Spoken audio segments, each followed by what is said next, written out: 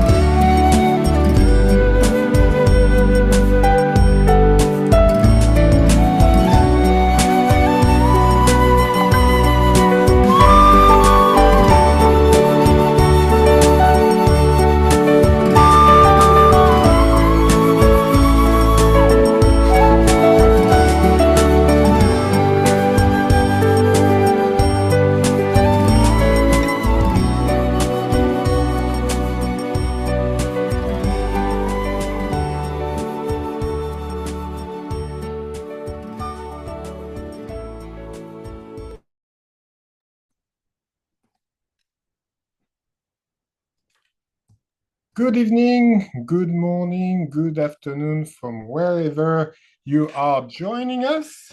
My name is Michel Chambon. I'm delighted to welcome all of you here tonight or today for the opening of our online workshop, Asian Catholics in International Relations. I'm a research fellow at the National University of Singapore, more specifically at the Asia Research Institute.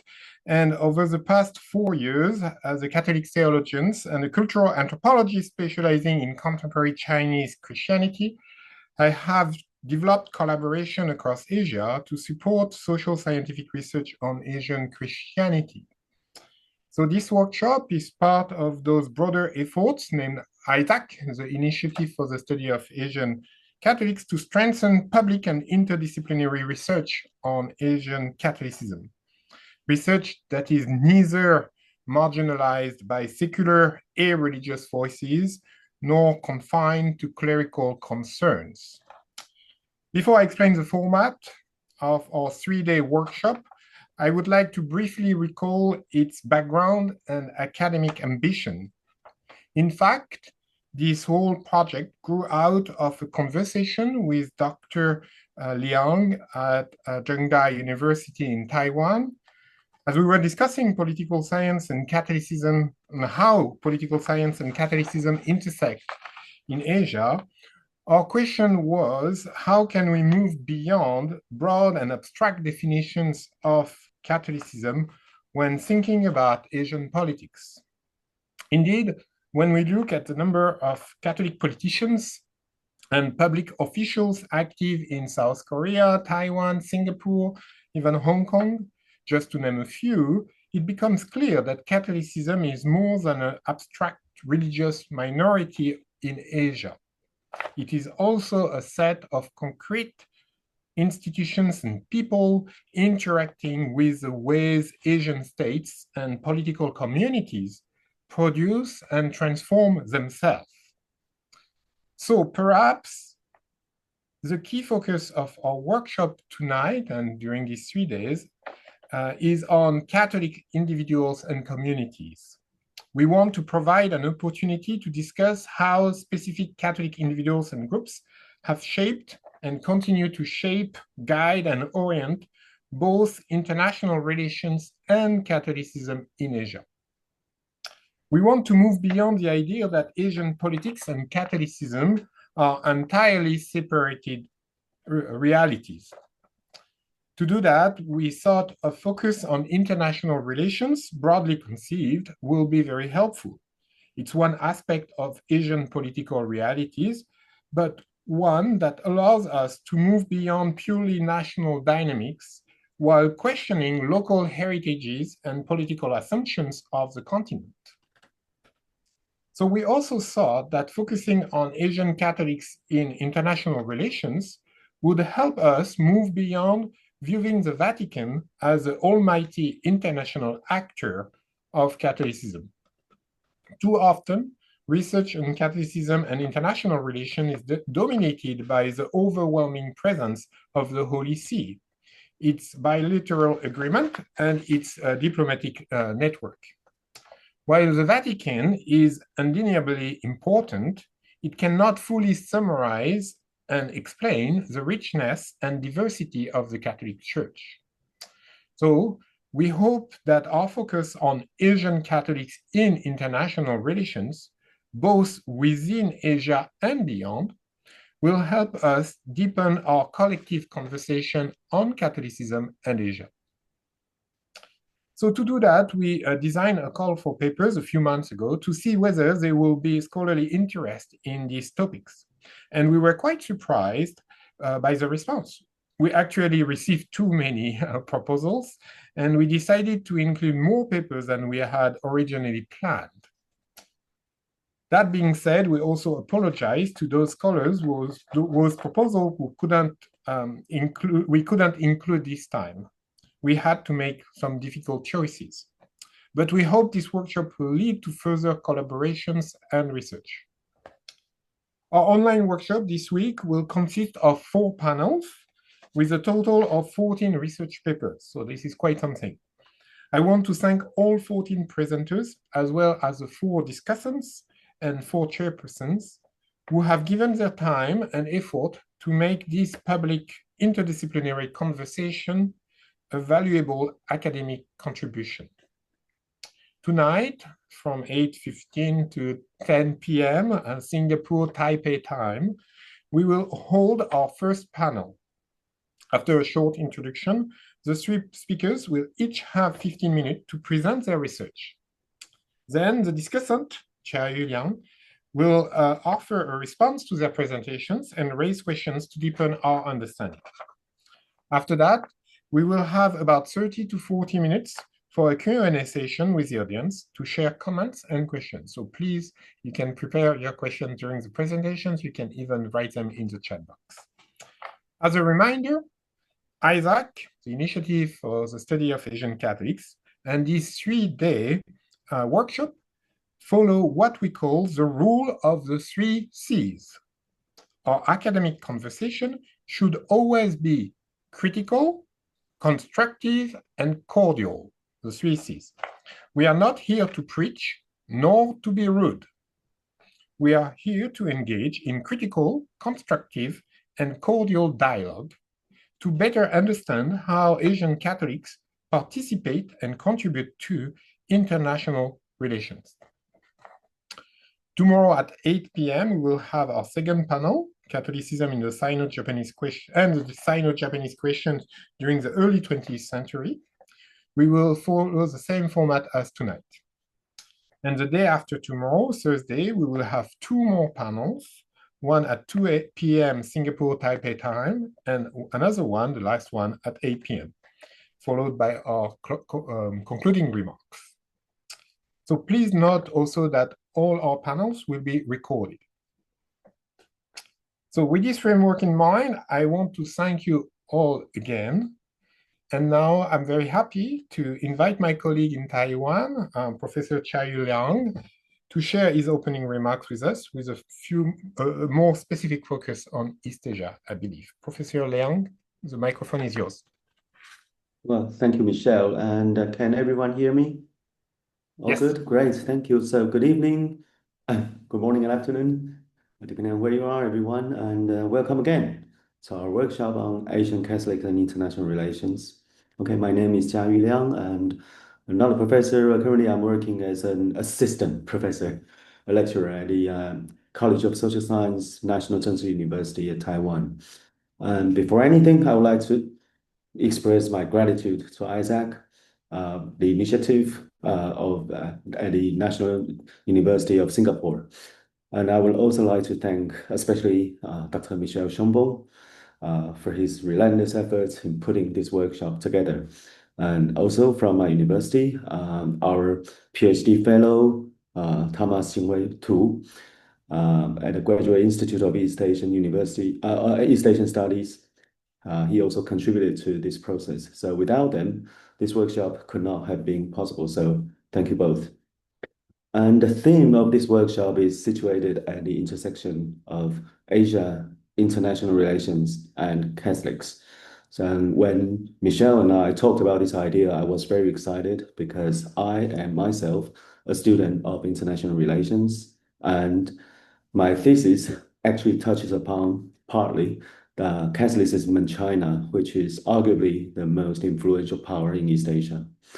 And as we all know, the current international system is the result of the expansion of the European interstate system or the Westphalian system, and it has its roots in the church-state relations in the medieval Catholic Europe. And it emerged from the fragmentation of the Catholic ecumen there. So on the other end of the European Asian continent, there is a Chinese ecumen that has been self-identified as an order that is also universal and heavenly ordained. Therefore, when the Catholic missionaries arrived at this end of the world, their interactions with Chinese elite is not only theological, but also political. The literary core theology, the learnings of heaven, and the Qing emperor addressed the Pope as the religious king. And for the purpose of our workshop, what is remarkable about this past is that in that context, the norms of modern international order was absent for both the Chinese and the Catholic worlds.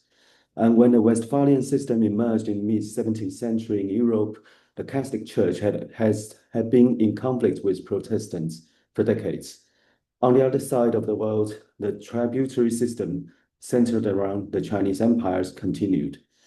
The principle of the mutual recognition of sovereign states, which is central to the Westphalian system, was unheard of.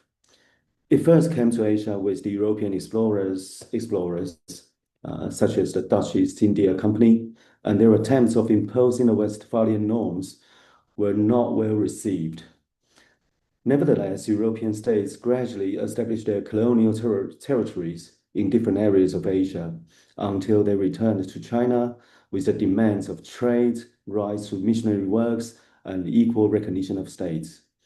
When China accepted these terms under European military might, the tributary system collapsed and the ecumen of the East crumbled. I outline here this trajectory to tease out a point that is, the formation of modern Asia is intertwined with the rise of modern international order, which is a result of the dissolution of the Catholic ecumen in Europe. Before World War II, the sovereign status of Vatican was confirmed by Lateran Treaty. After World War II, the colonies of European powers in Asia subsequently gained their sovereign status through wars or civil disobedience. Regarding international order, while the principles of the Westphalian system remains, the inter-imperial competition of the 19th century was replaced by the international institutions for trade and crisis resolutions, amongst which the rivalry between the United States and the Soviet Union was the most impactful. In the words of Carl Schmitt, the normosphere of the Earth has changed. Under this climate, the roles of the Asian countries and the Catholic Church are particularly interesting exactly because they do not always fit into the conventional narrative of the international order produced in the Western academia and media. For the Asian states, a lot of which were former colonies of European powers, their participation in the Bandung Conference and the non-aligned movement continued to be marginalized in the major narrative of IR scholarships in the West. Regarding the role of the Catholic Church, its agency continued to be framed within a Western perspective. Consequently, the role of Catholic Church in Asian states remained underexplored. However, as we stated in our call for paper, the Catholic Church's active engagement in Asia through support of nation building and facilitation of interreligious dialogues makes its role highly political and worth a lot more academic attention. Finally, with the rapidly changing international climate that we all feel nowadays, the examination is not only worthy but timely. So against this backdrop, our three-day workshops gathered reflections and research on multiple fronts, covering from the historical to the contemporary interactions between the Catholic Church and diverse Asian powers, from diplomacy to the intellectual articulations of intercultural synthesis of faith. I thank you all for your contribution in advance, and I'm sure that it will be a fruitful workshop. So let's dive into our first panel, shall we, Michelle? Yes, we shall. Thank you very much, Shayu. So let's dive into our first panel. So we thought it will be good to have some kind of a broad opening with a panel that is not too much to focus on one specific topics. And so tonight we're going to open with a panel titled Asian National Consciousness and Catholic Diplomacy. As you will see, as you will hear soon, our three presenters are going to take us back to historical interaction between the US Empire, the Philippines, and the Holy See in the early 20th centuries. And we will move to debates and tensions around the independence of Vietnam to end into very contemporary this year dynamics in South Korea. So this panel, yes, stand as a kind of broad opening to kind of start touching on different aspects of Asian Catholics in international relations. Those following three panels you will see are more focused. Anyway, so let's start with the first first paper, sorry, from Dr. Jethro Caldecott, who recently obtained his PhD in history at the University of Cambridge in the UK. He is currently a fellow at the Ansari Institute for Global Engagement with Religion, University of Notre Dame in the US, with concurrent affiliation at the Faculty of History, University of Cambridge. Jethro, you're going to talk about the Philippines, the US Empire, and the Holy See in the making of an American concordate in the Taft mission of 1902. And the microphone is yours. Thank you very much for being here tonight. Thank you very much, Michelle and Cha Yu, for this invitation. I'll try and share my screen. All right. Okay. Is my screen visible? Yes, it is. Okay, thank you. So my presentation this evening there will be based on a chapter of my dissertation, which is now being reworked as my first monograph. And I will be talking about this very specific episode, and which is not familiar to many, and that is called the Taft Mission to the Vatican in 1902. What is this in simple terms? If you look at a lot of contemporary newspaper articles, even journal articles produced in the early 20th century, this is basically the US government sending a delegation to the Vatican to negotiate the sale of friar lands in the Philippines. Okay? So that's the main takeaway. what is the context of this? Number one would be the Spanish-American War of 1898. We know that the United States and Spain, Spain, which was already a moribund empire at the end of the 19th century, which only, Spain only had the Philippines, Puerto Rico, and Cuba. It was defeated by the United States, and the United States annexed the Philippines in 1898 in December after the Treaty of Paris. So we have here also the context of the Philippines being a former Spanish colony, a Spanish colony that united church and state in the system of the Patronato Real. And the Patronato Real is a very important institution in the Spanish Empire, which began developing in the late 15th century, but then in the 18th century, especially under the Bourbons in Spain, this was weaponized as a tool of state control of religion. So the Patronato gave the crown the power to appoint bishops, to provide and regulate the revenues of the church. So you have that background in the Philippines going on. And within that background, you have Spanish friars, okay, Spanish friars who were hated in Spain, but then were sent to the Philippines precisely as agents of colonial control. And during the revolution of the Philippines against Spain, the Spanish friars were targeted by Filipino revolutionaries because precisely they were seen as agents of colonial control. Now, with the emancipation of the Philippines from Spain, Filipinos wanted the friars out, and there was widespread antipathy against the friars. All right, so that's the background of what we're talking about. That's why the United States was compelled in 1902 to go to the Vatican.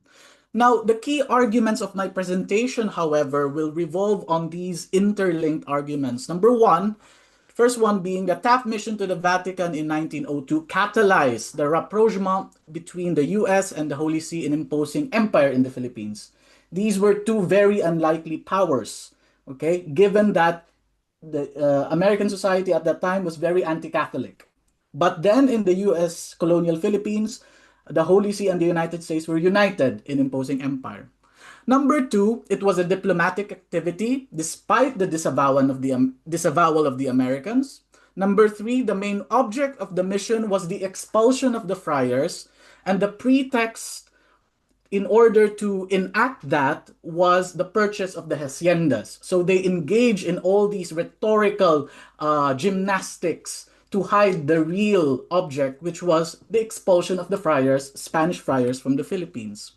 So the fourth argument would be that the mission involved a negotiation towards a contract in the terminology of William Howard Taft, who was civil governor of the Philippines at that time, or a concordat in the parlance of the Vatican to achieve the main goal. Next would be the mission seemingly failed because the Holy See would not commit in writing to the expulsion of the friars, but then the Holy See participated in the imposition of American empire by reorienting its internal policies on the Philippines to support the new regime. So the Holy See did this by adjusting certain documents and by ordering the clergy and the Filipino Catholic faithful to obey the new regime. So I identify three strands in the historiography which for me appear very problematic. Number one is that within American Catholic historiography, this is merely viewed as an episode of Americanism. So we see here that the Taft mission to the Vatican was just the brainchild of the liberal faction of the Catholic Church. We would see here the figure of John Ireland, who was Archbishop of St. Paul, Minnesota, who was very interested in Philippine affairs precisely because he had an ambition to become a cardinal. So he was using the Taft mission in order to advance his career. The second strand would be that the mission was oriented towards the separation of church and state. So in this strand, the historiography interprets this mission as quote unquote purely a business matter. My problem with this is that a lot of scholars who advance this argument are sucked into the vortex of the narrative of the Americans, who wanted to show that this is not a diplomatic activity. Okay, so they rely on published official sources that present an official narrative without looking at unpublished archival materials. So the third strand would be that this is a global geopolitical event.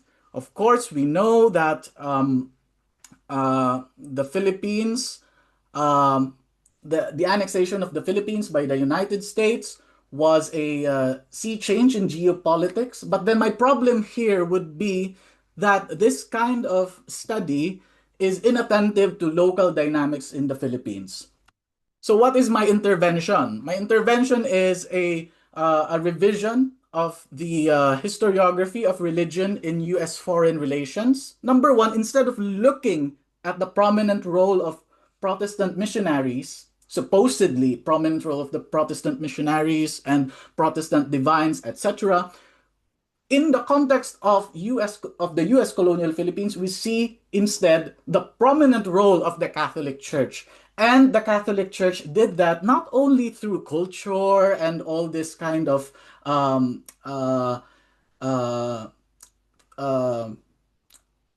culture ideas and all these concrete ways, but through formal diplomacy. Note that the Catholic Church is perhaps the only institution in the world that maintains a diplomatic corps, and we heard that in the introduction.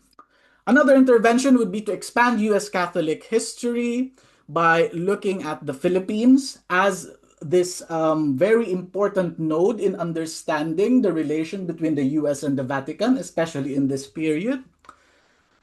Another intervention is putting the Philippines at the center of world history. Okay, I've made that point again, because note that in this presentation, I will make the claim that it was precisely in the Philippines that the Catholic Church tolerated, for the first time in its history, the separation of church and state.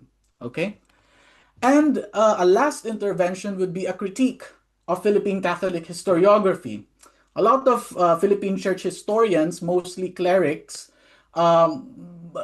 argue that the Vatican had nothing to do with U.S. empire. Of course, as we will see in the presentation, and even just looking at the sources, this is very inaccurate. Okay, what is the background? I've spoken at some length about the background in the Philippines, but I want to speak about what immediately preceded this. Number one, the Vatican sent to the Philippines in 1899, an apostolic delegate. Okay, not yet a nuncio, but an apostolic delegate to oversee this transition from Spain to the United States. And this person, this apostolic delegate, was the Archbishop of New Orleans. His name was Placide Louis Chapelle.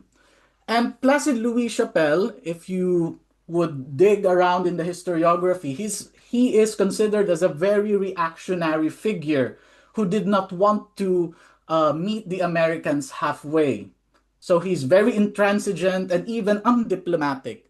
But in my work, I view this episode of Chapelle as precisely the Vatican and the Vatican trying to create a policy, what I call a critical accord with the United States, to use the Spanish friars as the agents of American rule, as it had been under Spain. Okay, of course, this strategy failed because there was simply a lot of antipathy against the friars on the part of the Filipinos, so much so that the advancement of religion, of the Catholic religion, was hindered. Okay, you did not have any religious services at that time because there were no priests, and the Filipinos would not want the Spanish friars in the parishes.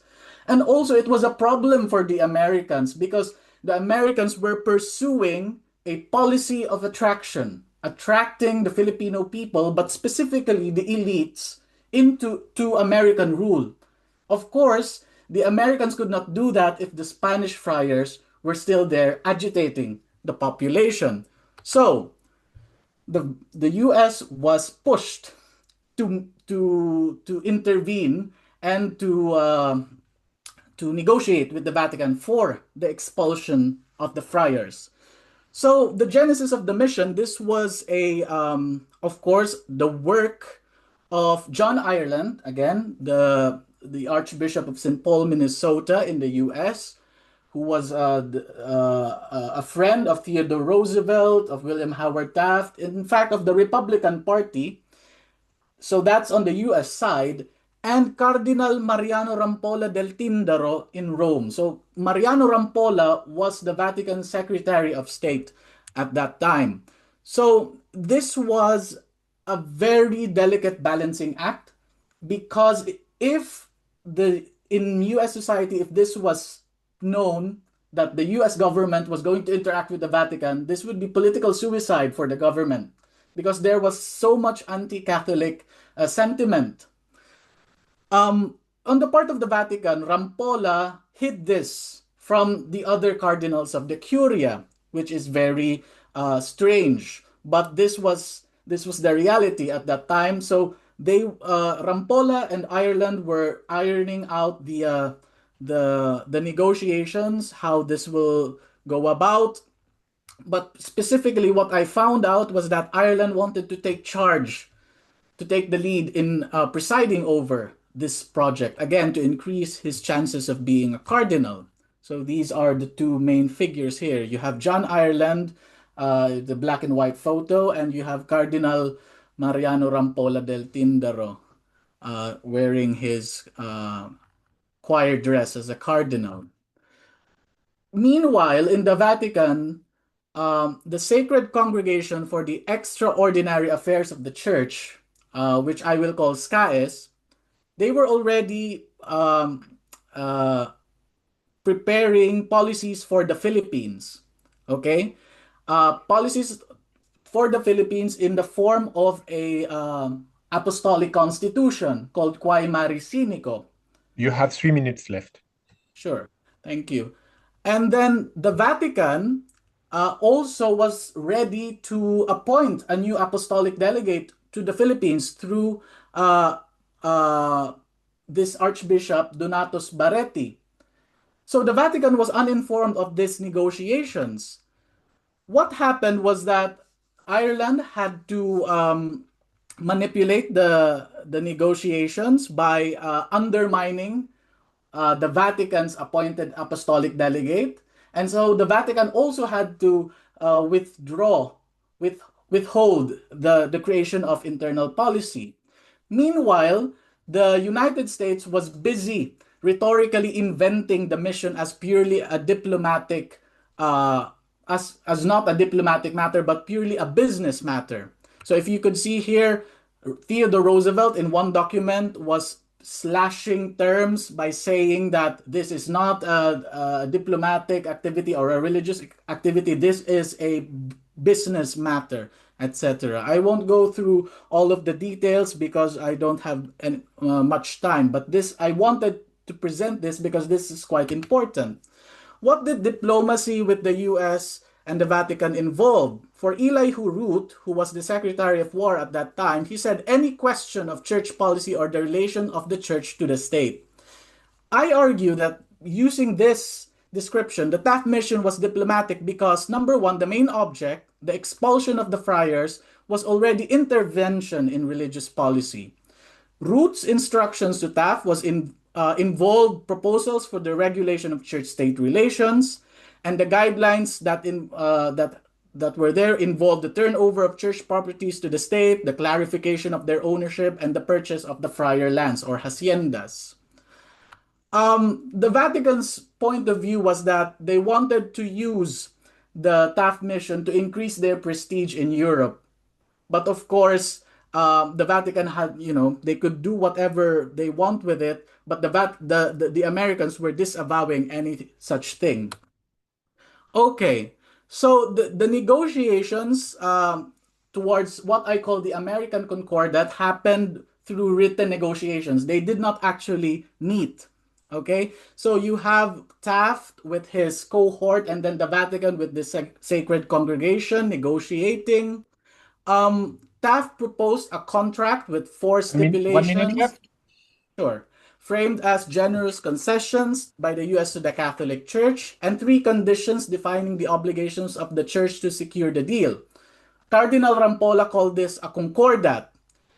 But the central condition was that the Vatican had to expel the friars, to ban them from the Philippines, and to limit parish work to native secular and non-Spanish clergy. All of these conditions were rejected by the Vatican. The result was that the US withdrew from the negotiations, but the Vatican promised to cooperate with American pacification efforts. And how did the Vatican do this? It accommodated the American Empire by sending a new apostolic delegate with specific instructions to be the intermediary between the church and the American colonial state to foster quote unquote good relations with the Americans, calling it convivenza, and to counsel the clergy, quote, to adapt themselves to the new state of things. So I want to go back to that last thing about Quae Maris Sinico, that the internal policy of the church was changed, and they did this by changing certain terms. So I show you here a draft of the document, and you could see the redaction that was there. For example, let's I'll go to this later.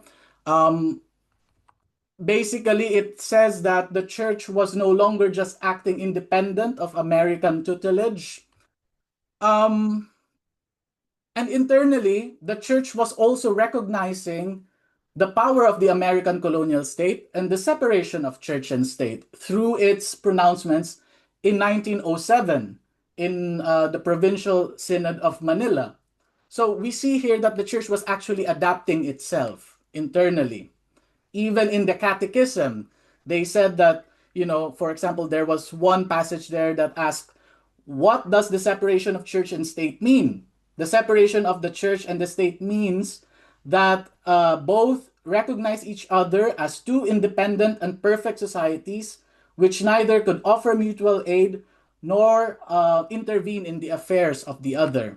Can you conclude, please? Yes, I'm in my conclusion. Thank you. So the results would be, number 1, the alignment of internal ecclesiastical policy with American colonial policies, a rapprochement between the Holy See and the US in the making of empire, and the sacralization of US empire in the Philippines. To recapitulate, the Taft mission was a diplomatic activity that fostered a rapprochement between Rome and Washington in view of making an empire in the Philippines. Its main objective was the expulsion of the Spanish friars. The US and the Holy See negotiated a concordat. Because the Holy See did not commit to the expulsion of the friars in writing, the Holy See participated in US empire by orienting its internal policies towards supporting the regime. So I'm very sorry if I went over time, and I'll entertain questions later about specifics of my presentation. Thank you. Thanks to you. Thank you very much for this fascinating presentation and this cross-continental travel. Without further ado, we move to our second speaker. Hoang Truong Nguyen was born in Vietnam. At the age of 11, together with his mother and brother, they migrated to Richmond, Virginia to reunite with his father. He completed a bachelor degree in philosophy at Divine Word College Seminary in Ipswich. He graduated from Catholic Theological Union in Chicago with a Master of Art in Theology and Master of Divinity for priesthood ordination. Currently, he is a pastor at the Holy Trinity Catholic Church of the Archdiocese of Taipei in Taiwan, and also a doctorate candidate at the Fujian Catholic University of the Department of Religious Studies. And tonight, he will share with us about Vietnam's fractured soul. Can the Catholic Church be its unifier? Hoang Truong, the microphone is yours. And Thank you, Michelle, and thank you for the invitation. Okay, let me load the PowerPoint. Share. So can you see it? Yes.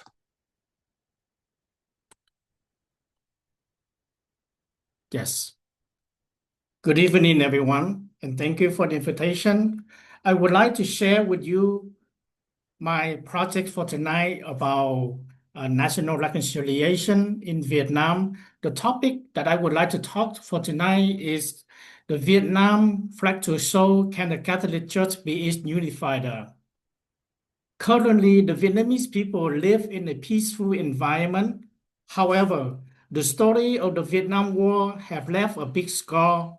That is, instead of commemorating the fall of Saigon on April 30, the Vietnamese choose to create a border life. They divided into two sides, a loser and a winner, or a victor and victims. Facing such a division, this presentation seeks to examine the potential role of the Catholic Church in promoting national reconciliation between the Vietnamese and the political leaders of the Socialist Republic of Vietnam. It analyzes the historical, political, and theological perspective to address a permanent question, that is, what action can the Catholic Church undertake to foster reconciliation where the people characterized by ideological and historical division? This question leads us to discuss three objectives. The first objective is to discover the key false lies within Vietnamese society. Secondly, it aims to critically examine the notion of reconciliation within the Vietnamese context, drawing both domestic historical experience and comparative theoretical perspective. Lastly, it discussed the role of the Catholic Church in Vietnam as potential third-party partner in establishing a safe, dialogical space that respects state authority while also amplifying the voices of marginalized community. So, before we discuss the three objectives, I would like to bring up the conceptual foundation to go beyond the settlement. Research in peace building and transitional justice coalesces around a comprehensive understanding of reconciliation that extends beyond elite amnesty or agreements. In his praxis-oriented framework, John Paul Dererac emphasized on multiple levels that reconciliation is about building relationship, cultivating moral imagination, and the gradual transition from short-term ceasefire to social healing. Thus, reconciliation, according to Dererac, is a social ecology that brings together truth, mercy, justice, and peace. Also, the Handbook of the International Institute for Democracy and Electoral Assistance states that reconciliation is a process, not a one-time event, which helps society to repair broken relationships and transition from a divided past to a shared future. Within this way of understanding, the handbooks also provide lists of tools which need to be involved in reconciliation, that is, truth-telling, reparation, memorization, and institutional reform. At the same time, it also wants us to be aware of confusing reconciliation with simply forgetting or ignoring past wrong. Within this concept, reconciliation also uncovered the situation of transitional justice. In the field of transitional justice, according to Ruti Tatel, she examined that how mechanisms have evolved from criminal trial and illustration to more varied, globally dispersed practice. On the other hand, Peggy Arthur examined the field conceptual history and demonstrate how transition altered the way people discuss human rights, expanding the repertoire beyond legalism. This body of literature collectively warns that sequency, participation, and cultural fit are as significant as formal instruments. Lastly, Aaron Daly and Jeremiah Shocking argue that reconciliation necessitates for structural transformation, such as political and economic reform, alongside individual and communal healing. So, within this conceptual foundation, of reconciliation, I will move to discuss the fault lies in Vietnamese society. To pursue national reconciliation in Vietnam, it requires us to carefully unpack the division that continue to fracture the Vietnamese society. These divisions are not reducible to the aftermath of the Vietnam War, but are instead embedded in overlapping layers of history, politics, religion, economy, and transnational relations. So, what are the fault lines? I came up with 5 items. The first item is the legacy of war and the competing historical memories. Second, political authoritarianism and limited civil society. Third, diaspora and homeland divided. Fourth, religious tension and church-state relation. Fifth and the last, social and economic inequality. Well, from here, to save our time, I would like to present 2 items. The first item is related to the legacy of war and competing historical memory. The battle that fought from 1955 to 1975 between the northern and the southern region of Vietnam was not only a geopolitical conflict, but also a civil war that pitted Vietnamese against one another. However, in the perspective of the official narrative of the Socialist Republic of Vietnam, the battle is not a civil war or a Vietnam War, but rather they call it the American War, and they celebrate as a heroic struggle for independence and national reunification. By contrast, for many Vietnamese in Vietnam and Vietnamese diaspora, particularly in the United States, Australia, and France, the fall of Saigon is remembered as a day of loss and exile. Also, Vietnamese face re-education camp, confiscations of property, and the trauma of forced migration.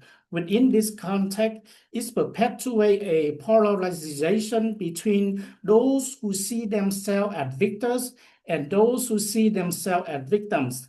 This perpetual idea is derived from the memorialization practice. That is, Vietnamese government called the event of April 30 as the Liberation Day, whereas Vietnamese overseas continue mark it as Black April, a day of mourning. Yet, in Vietnam, the official continues to suppress the people to talk about the war or exchange ideas. As a result, the fault line is continued to remain. So, reconciliation is unattainable without some process of truth-telling and acknowledgement. So now I move to the second item, religious tension and church relation, church-state relation. Catholicism arrived in Vietnam in the 16th century and expanded under French colonialism. With this historical information, many non-Catholics continue to perceive Vietnamese Catholics as collaborators with the colonial power today. Catholicism represents about 7% of the population, yet it retains disproportionate influence through education, healthcare, and social service. This brings us to understand that the relation between the church and the state is marked by cautious cooperation, but also persistent suspicion. In 2016, the state issued a law on belief and religion, recognized religious freedom, but it requires registration of religious activity. If those organizations refuse to follow the law, then they be condemned with a crime for propagate against the state. This saying that the law in 2016 opened a significant way for the state to control religion. In the end, there is no improvement between the church and state, but tension remains. With this, let us move to discuss the concept of reconciliation in Vietnamese context. In Vietnamese context, reconciliation is defined as hòa giải and or hòa hợp. Hòa, harmony, hòa, which means harmony, mingle or mixture. Hợp mean reunite or assemble. So when we put the two terms together, hòa hợp, we get the meaning that to be united in harmony or to be united with, whereas giải mean to untie or to solve. So, but in this case, by putting the term hòa giải together, we get the meaning to reconcile or conciliate. In this context, hòa giải has a closer meaning to the English, and it is a suitable word to discuss reconciliation. So, how the Vietnamese employ the term or make reconciliation become possible in Vietnam? Initially in 1962, respond to the spirit of the Second Vatican Council, a group of Vietnamese Progress Catholic produced a various publication to promote the ideas of peace and reconciliation. Now, as you see on the PowerPoint, I give you the list of the publisher, and that continue that has been stopped. It's only published from 1962 to 1975. Also, in 1975, Lý Chánh Trung,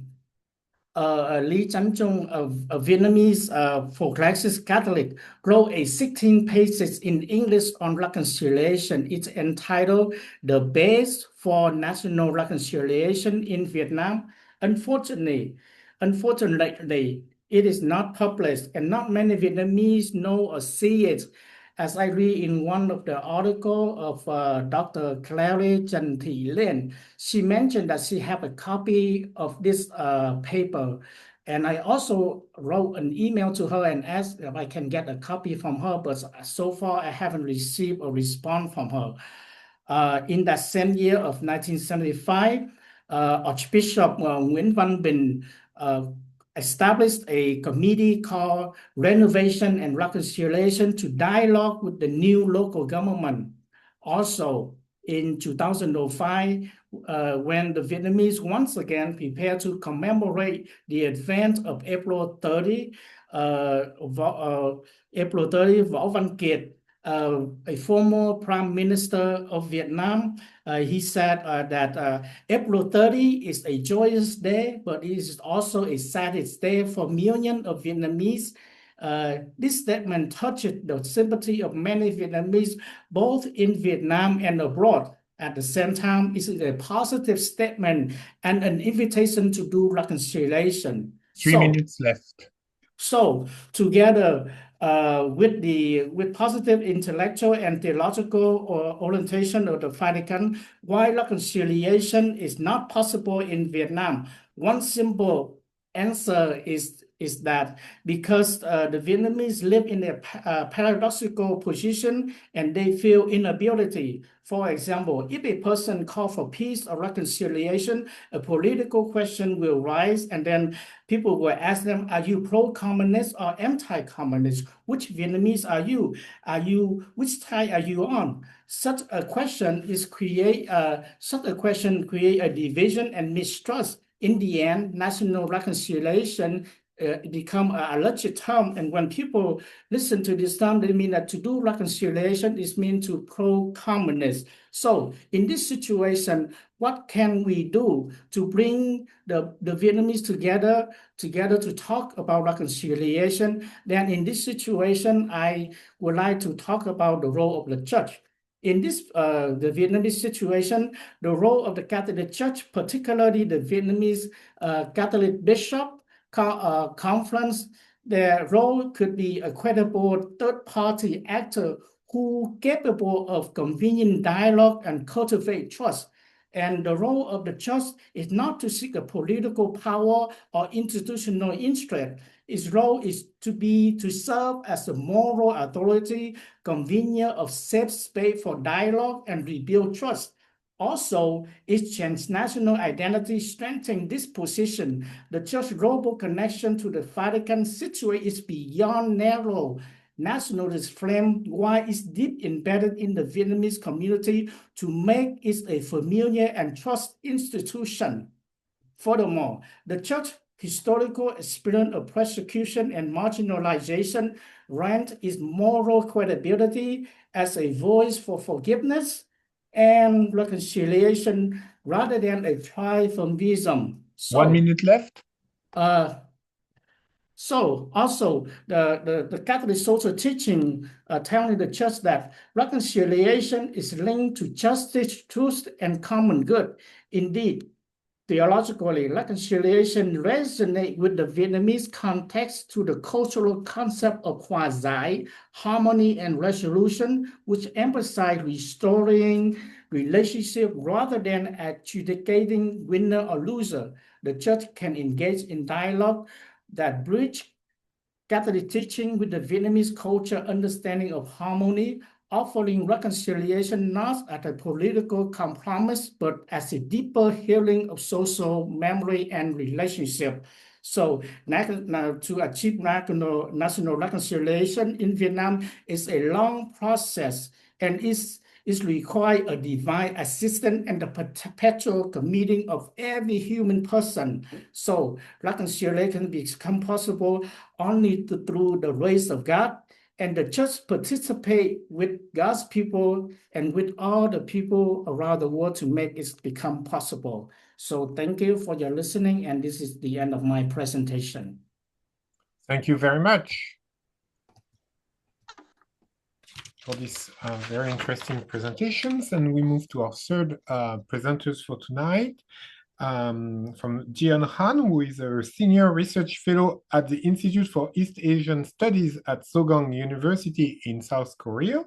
Her research interests include the Korean diaspora, Marianism, missionaries, and the Korean War. Her recent publications are Evangelizations and Indigenous Communities in Korea, 7th century to 16th centuries, in the Palgrave Handbook of the Catholic Church in East Asia, as well as Bishop Patrick Byrne and the Korean Catholic Church in Cold War Korea in the Korea Journal, and Han Chung-gun, His Life and Thought, in his own words, with Franklin Rauch. It's a book, a Braille.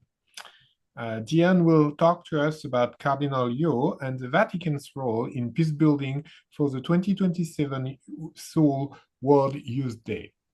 Diane? Thank you, Michelle. Please let me share my presentation, PPT. Right. Okay, can you see my PPT? It's coming. Okay. But you are on page number 2, slide number 2, sorry. Yes, number 1 is this one is like the title. Okay, I can start from here. Okay, hello everyone, this is Jian Han. Today I would like to talk about the 2027 Seoul World Youth Day, which will be held from August 3 to 8. Well, this meeting will be very meaningful because it is the 7th World Youth Day, and it is the first to be hosted in a divided nation, and only the second to be held in Asia, following Manila, Philippines in 1995. When you look at in the map, the Korean Peninsula is divided into 2, and moreover, this Korean Peninsula is surrounded by the socialist big powers like Russia and China. Then across the Pacific Ocean, there is United States here. So geopolitically, it is located in a very important region. Because of that, let me move to the next one. Because of that, the people expected more than the Seoul World Youth Day itself. They expected whether the Pope can visit North Korea or what kind of peace-building efforts can be made on the Korean Peninsula, or a message of peace and hope to neighboring countries such as Russia and Ukraine, or even to the Israel and Palestine in the Gaza Strip can be sent. So against this backdrop, I would like to talk about these four things today. So under the theme of the Take Courage, I have conquered the world. John 16:13. So I would like to talk about the papal visit to North Korea can be possible. And the second one is that what kind of exchanges between North Korea and the Vatican can be have been made so far. And then my third point is the question is that what kind of challenges and limitations are there in to the papal visit to North Korea? Okay, and my last one is that then what would be the Vatican's and Cardinal Yu's potential diplomatic roles, okay, regarding the World Youth Day festivals? Then first, let me talk about the possibility of Pope Leo XVI's visit to North Korea. When July this year, South Korean President Lee Jae-myung proposed that Pope Leo XIV visit North Korea when he met the Cardinal Yu Hong-sik in the Brew House, his the presidential office. Moreover, the Woo Won-sik, the Speaker of the Korean National Assembly, visited the Vatican just some weeks ago in the mid-October, delivering a letter to the Pope inviting him to visit Pyongyang in conjunction with the World Youth Day. However, frankly speaking, the papal visit is no easy task at all because to do so, these kind of predictions should be made. And the first one is the form of invitation, and the second one is the guarantees of religious freedom and and then the complex dynamics of international politics regarding the geopolitical importance on the Korean Peninsula. And so although hope for the papal visit to North Korea have been raised several times in the past, none have yet materialized. Moreover, just 10 days ago, the APEC summit meeting was held in Gyeongju in South Korea. At that time, the US President Donald Trump came to Korea and he expressed a desire to meet the North Korean leader Kim Jong-un. However, Pyongyang responded with a missile launch, clearly signaling its unwillingness to engage in dialogue with either the US or the South Korea. Considering North Korea's involvement in the Russia-Ukraine war and its coordination with China, the prospect for a papal visit to North Korea appear rather dim, unfortunately. So in this situation, the role of Cardinal Yu Hong-sik as a bridge for improving relations between the Vatican and North Korea is more important and anticipated than ever before. And then let me move to the next one, the exchanges between North Korea and the Vatican. So the North Korean government was established in 1948 after the Korea's liberation from the Japanese colonial rule in 1945. But unfortunately, all of the Catholic facilities and properties in North were all confiscated. When you see in this photo to the right side, they are the Benedictine monasteries. These beautiful facilities were all confiscated by the North Korean authorities.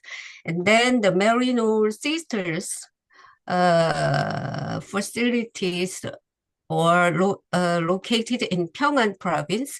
They were all confiscated as well.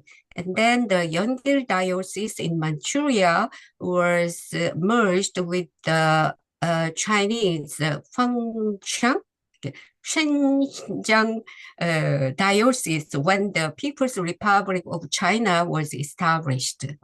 Moreover, the Korean War broke out in the 1950s, where North Korea made a surprise attack on the South, and its capital city, Seoul, was conquered less than 3 or 4 days. So And then the North Korean soldiers arrested all of the foreign priests and nuns, and the Korean priests and nuns as well. And then they also arrested all of numerous Protestant pastors. And then they took them into the north. And when they were arrested, it was summer, early July. So all of them were wearing summer thin clothes, but as time went by and the winter came, nevertheless, they did not provide the winter clothes to them. So they suffered from severe cold in the end of October. It snowed. Nevertheless, they did not provide the proper clothes or blankets.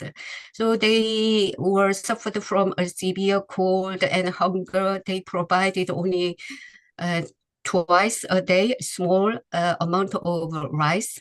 So these religious peoples were had a malnutrition and various diseases like dysenteries and pneumonia. And so moreover, there was no moving facilities. They have to work. They forced to work in a very winter cold. So it was called death march because many people died in the road. So one of them was Bishop Patrick James Byrne. He was the first apostolic delegate to Korea. So during the Cold War, the South Korean Catholics regarded North Korea as a demonized enemies. No dialogue with them at all. But however, when South Korea prepared for the 1988 Olympics, such hostile attitude started to change. They realized that they need a dialogue with the North. So Vatican sent Bishop John of the Cross Jang Ik to the special ministerial meeting of the non-aligned movement held in Pyongyang in 1987.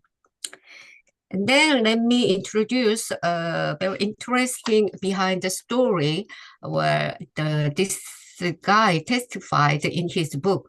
Well, Tae Yong-ho was a North Korean envoy to the United Kingdom, but he defected to South in 2016, and he wrote this book entitled The Secret Code of the Third Floor Secretariat. Third floor secretariat is a very symbolic room where most of the important political decision was made in the North. So according to his testimony, Kim Il-sung, the grandfather of Kim Jong-un, wanted to invite Pope John Paul II in 1990s because at the time, North Korea experienced nearly total international isolation because after the 1988 Seoul Olympics, Russia made a formal treatment with South Korea in 1990.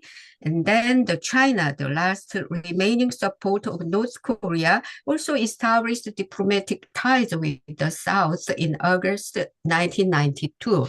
So the Kim Il-sung then believed that inviting Pope John Paul II, who received enthusiastic welcomes around the world whenever he visited. When he invited him to Pyongyang, this could help North Korea escape diplomatic isolation. So they organized a task force team to invite Pope John Paul II, and Tae Yong-ho was one of the task force team. Well, the Vatican asked North Korea to bring a real Catholic believer to Rome if such a person truly existed. So the North Korean Workers' Party tried to find the Catholic believer, and they finally found an elderly woman. And at first, the elderly woman denied her faith, but a party official reassured her, saying it would actually benefit the party and the state if they could find a genuinely devout believer. Hearing this, she confessed like this way: once God enters your heart, he never leaves.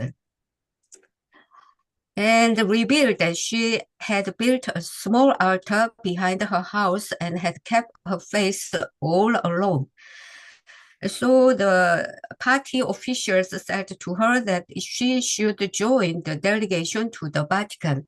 And then that the old lady said, "Oh God, I have prayed diligently all my life, and now you have called this humble lamb." So the delegations went to the Vatican and testified that there was religious freedom and home worship in North Korea. Before the Pope, she showed proof of Catholic reverence and etiquette. It was clear she was a genuine believer. However, through this incident, North Korean Workers' Party came to realize that powerful influence of religion and grew fearful that if the Pope were to visit Pyongyang, it could spark a Catholic fervor across the country. So as a result, the task force committee formed to invite the Pope was quietly resolved just 2 months after its launch. You have And 3 minutes left. 3 minutes. Okay. And then the plan to arrange a papal visit to Pyongyang was quietly abandoned.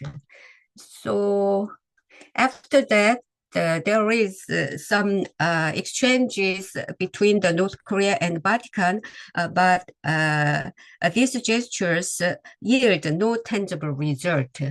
Well, then the challenges and limitations of papal visit to North Korea and the global communities demand the human rights, religious freedom, and denuclearization to ease the international sanction against North Korea.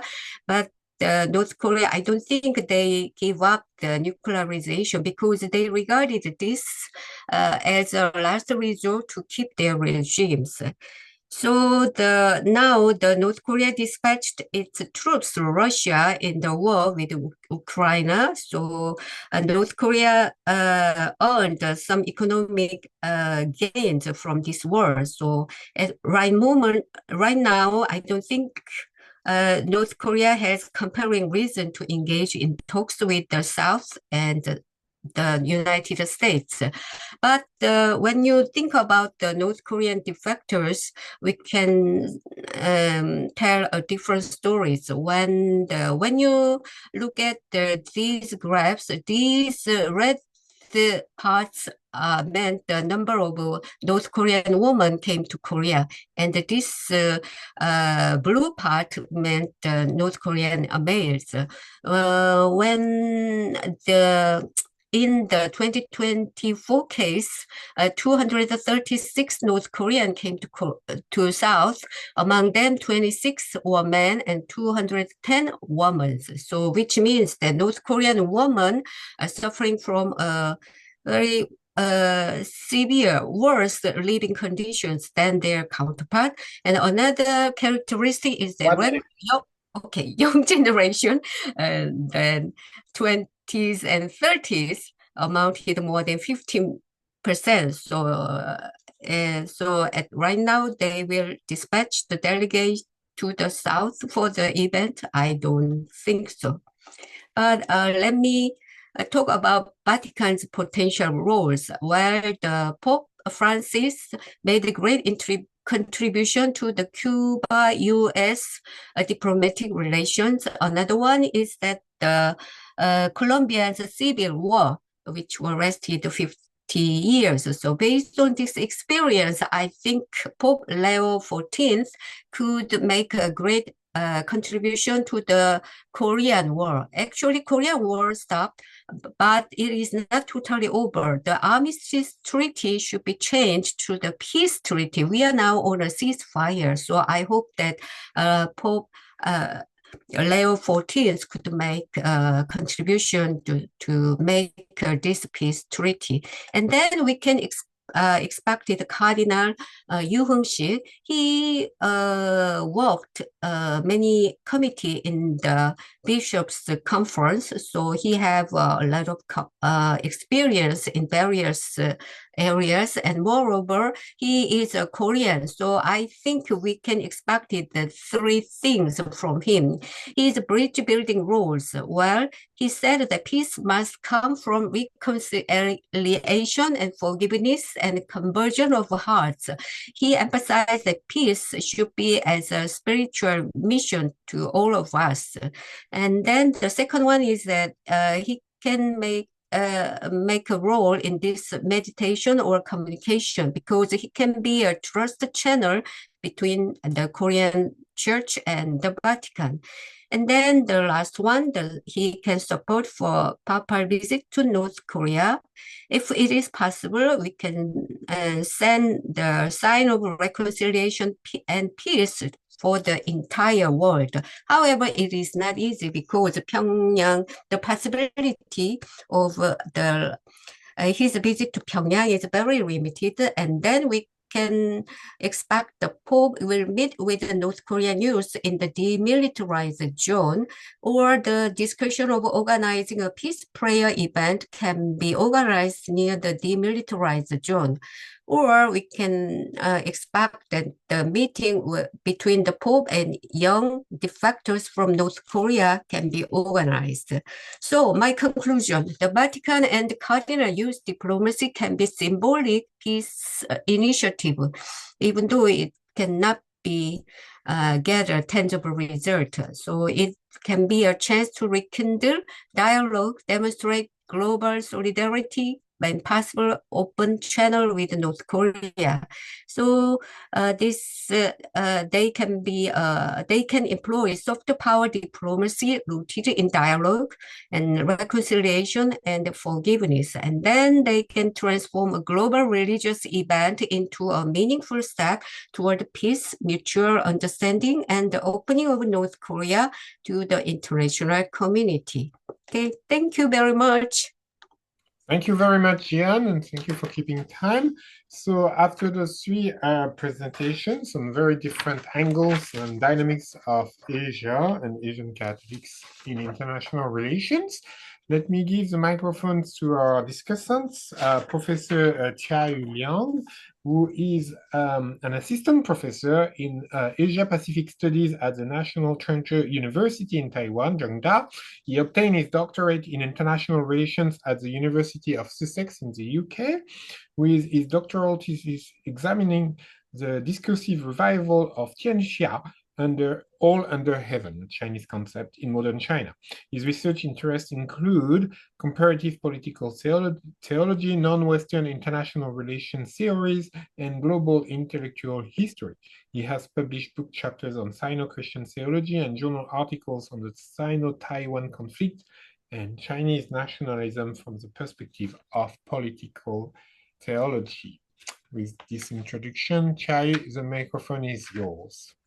Oh, okay, thank you, Michelle, and well, I want to thank all three presenters for your very fascinating and interesting presentations. And before I give my 2 cents, I want to first make an announcement or a caveat, sort of. That is, I'm an IR researcher, and all your presentations seems to have a lot of historical elements in it. And as my supervisor told me before my Viva, that remember, you are not doing history, you are doing IR. So my feedback is from a perspective of an IR researcher, and it may not be directly helpful to your project if its interest is historical. But I do find I'm going to go through your presentations one after another, and then I'll try to finish it as quickly as possible so the others can offer their maybe more valuable contributions. And so, first of all, to Jethro, your presentation, it is very interesting piece of history. And what I hear is you were talking about a strategic united front formed between the US and the church. And then you talked about how that strategy was implemented and the outcome of it. And what is particularly interesting to me is the United States rhetorical branding of the mission that you mentioned, and the if we are just interested in that part of history, I think that you already presented it very well.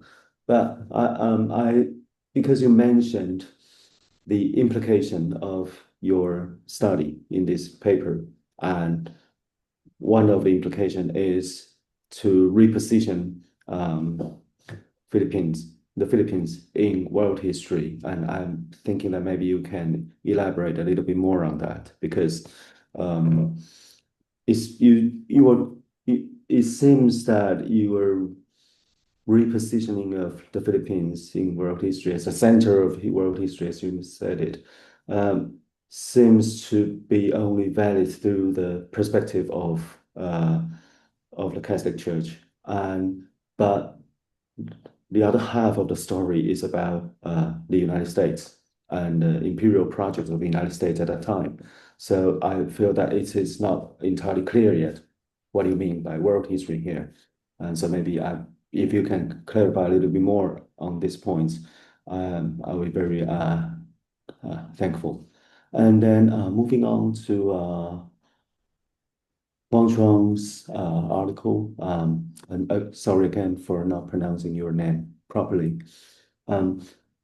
I like your presentation partly for private reason. That is, I hear from your presentation, I hear a lot of parallels with our experience here in Taiwan. The kind of division or fragmentation of a society as a consequence of a internal armed conflicts.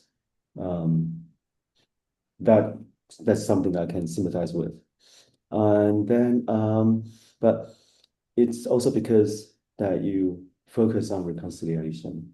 And then I would like to ask a few questions that I hope may be helpful for bring out a more concrete focus. That is, first of all, about the objective of reconciliation. You explained the context from the context that produced the divisions in the Vietnamese society. So that makes reconciliation necessary. But you also introduced several fault lines. So by reconciliation, do you mean the reconciliation on all the different fault lines between all the different groups on these different fault lines? Or is it reconciliation overall for the whole society, regardless of the reason for their division? That I would like to hear from you more. And then you introduced a conceptual framework. I'm curious whether you see them as different, equally important dimensions of a larger framework, or is it in an order? And particularly, in your conceptual framework, there is the ideas from transitional justice, but your project doesn't seem to involve the transition. You're talking about reconciliation without transitioning to a different political system, unless I misunderstand you. But you seem to be talking about this. Then the reason for invoking concepts from transitional justice, maybe you need some delimitation to say that you're just using it under this and that condition, not the entire project of transitional justice. And then also, there's one thing I think that is very interesting from your presentation, that is you were talking about how reconciliation could be understood in the Vietnamese linguistic and social context. That is very interesting for me. And I'm thinking that maybe for your conceptual framework, that can be a part of it. So it doesn't have to, in my view, it doesn't have to be just a part of the context. It can be the conceptual framework, part of it, not because Vietnam obviously has a strong intellectual tradition, and this may be a contribution. So it can be kind of a comparative political thought sort of framework, but it's just a wild imagination. And then finally to Jones' article, I mainly am thinking that because you introduce a lot of historical and social background, but overall the question is whether it is possible to facilitate a visit, a papal visit, and whether it can be an important step for the peace building, the peace building between North and South Korea, and maybe with larger implications to other conflicts. I am thinking that maybe for better for this question to have a firmer ground, then the relations, conceptually, the relation between papal visit and the project of peace building, maybe you can provide more precedents because peace building can be done through many different channels, and papal visits can be one of it. But since your article is about something that is yet to happen, then to give it a stronger legitimacy for this question, then maybe some precedents of papal visits as an important step for peace building in other regions. If you can provide a few more of these kind of cases, then your question I think would be much stronger. Yeah, I think I should stop here. Otherwise, other people won't have time to also ask that question and give their feedback. So I'll stop here. But thank you very much. Thank you very much for this response and questions to all the speakers. I think that's very important to explore other angles and aspects of the presentations. So I saw a few questions in the chat box already, and that's great.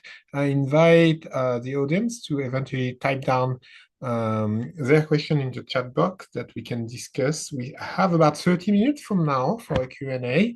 So first, before we take questions from the audience in general, we may go through a first quick round of response from our three presenters to address the comments and questions from Chiayu. So shall we go by the order of appearance? If Jithro is okay with that? Sure. I'll be brief.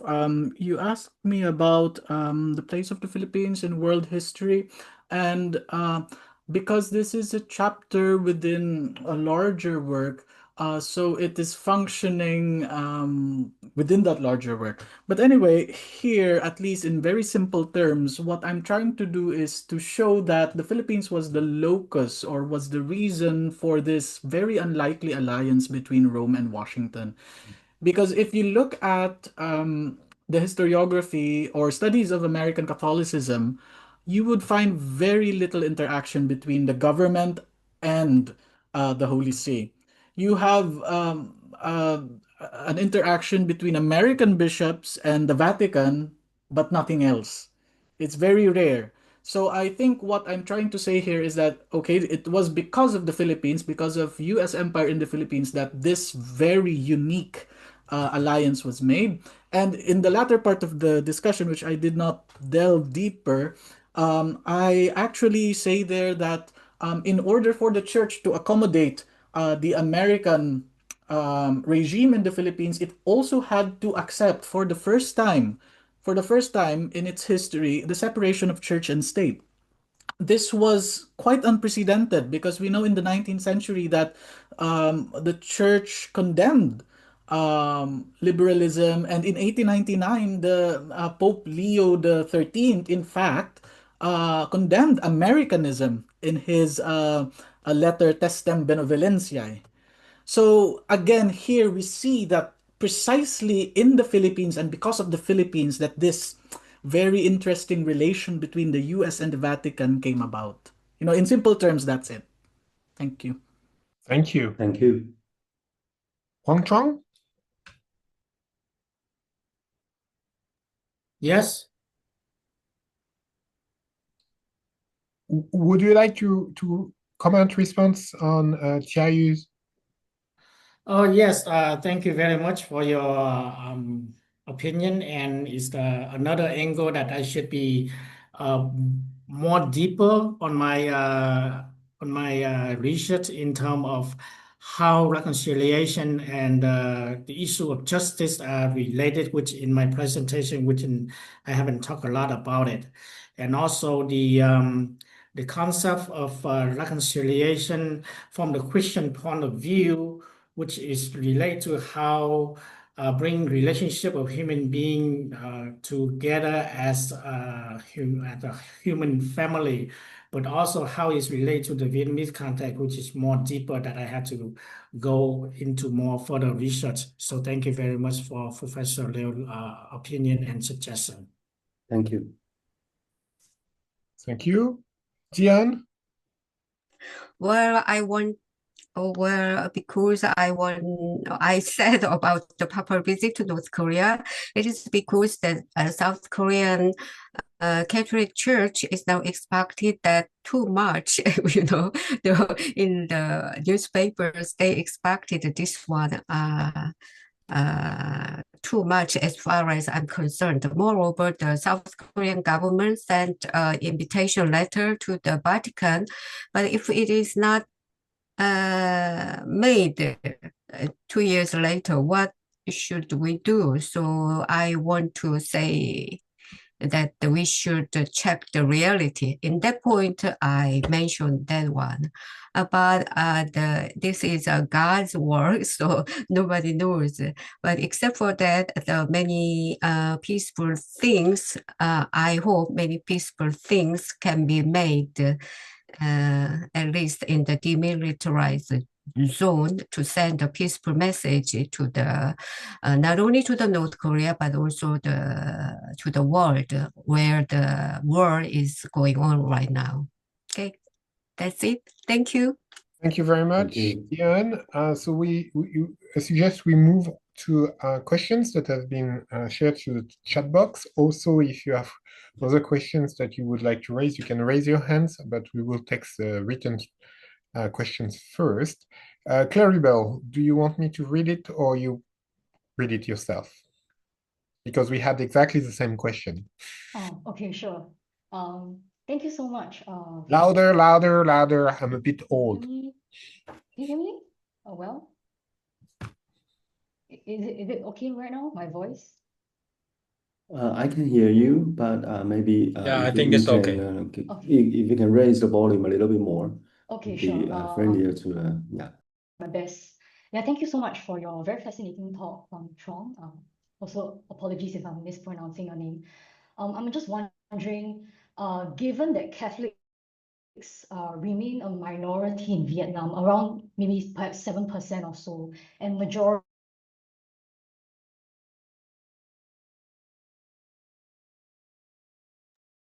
I think we lost you. Is it only me? Yeah, I think so. So I will read it. Claribel's, yeah. So Claribel was asking to Huang Chang about Vietnam. Do you think adopting an interfaith approach, having the church work with other faiths in Vietnam toward reconciliation will be more effective? Why or why not? What will make an interfaith approach in Vietnam challenging? Thank you very much. So yes, as a context, Catholicism in Vietnam is about 7% of the population. Although it's about 30% of Vietnamese Americans, so Vietnamese Catholics are not just in Vietnam, and their influence is diverse. But if we talk about the role of Catholics in Vietnamese reconciliation, what do we make of the fact that they are only 7% of the country, that they are a minority, and how we think about other religions in this aspect?